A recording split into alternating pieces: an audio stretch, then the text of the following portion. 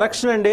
ఒకప్పుడు మీరు చెప్పింది కరెక్టే, కానీ ఇప్పుడు బీజేపీ క్యాండిడేట్స్ తానే చూసుకుంటోంది.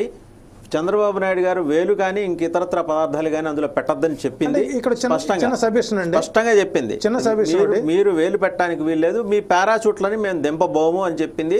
అలాగే ఒకటి మాత్రం చెప్పింది, మీరు చెప్పింది కరెక్ట్, గెలిపించే బాధ్యత మీది. ఖర్చు పెడతారా ఇంకోటి చేస్తారా, గెలిపించే బాధ్యత. ఇక్కడ హిందూపురం నుంచి అది స్వామి పరిపూర్ణానంద పోటీ చేస్తుంటే ఒక పెద్ద మనిషి వెళ్ళి అక్కడ ఆయన గెలవడండి అని అడిగారట. అంటే క్యాండిడేట్ని మేము ఇస్తున్నాం, గెలిపించే బాధ్యత మీది. అంటే ఇక్కడ పూర్తి స్థాయిలో బీజేపీ ఆంధ్రప్రదేశ్ మీద ఒక రకమైనటువంటి పట్టుదలగానే ఉన్నది. వాళ్ళకు ఉన్నటువంటి ఓట్ షేరు 1.5 2019లో షేర్ అయిన ఓట్ షేర్ ఈ గట్టిగా పెడితే 5% పెరుగుతుందేమో. సో 2%తో ఉన్నటువంటి బీజేపీ పార్టీని వీళ్ళు పోయి కాళ్ళు గడ్డాలు పట్టుకొని బతిమలాడుకొని తీసుకొని వచ్చి వాళ్ళని పోషించాల్సినటువంటి ఆవశ్యకత ఎందుకు వచ్చింది అనేది ఇప్పుడు ప్రజలు ఉన్నటువంటి సందేహం. సో కాబట్టి ఈ సందేహాన్ని నివర్తించడం కోసం ఇదేదో పెద్ద మహాకూటమి, దీన్ని మేము రాష్ట్ర అవసరాలు వీళ్ళు సొంత కుటుంబాల అవసరం కోసం తప్ప రాష్ట్ర ప్రయోజనాలను కోసమైతే మాత్రం కాదు. ఓ రకంగా చెప్పాలంటే కాపుల యొక్క ఆత్మగౌరవాన్ని,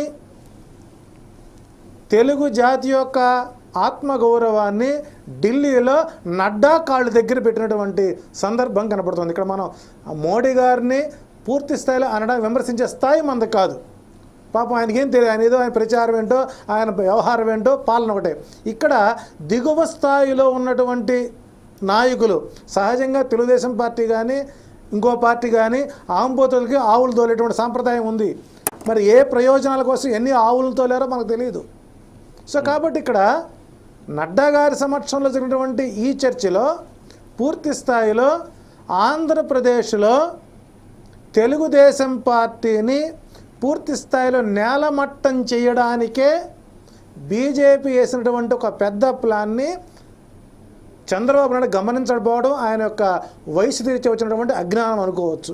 గతంలో మనం చెప్పాడు 2011లో ఏం చెప్పుకొచ్చారు, ముస్లింలకి ఇబ్బందికరం అవుతుంది కాబట్టి భవిష్యత్తులో నేను బీజేపీతో పొత్తు పెట్టుకోను అని ఒక సందర్భంలో చెప్పారు.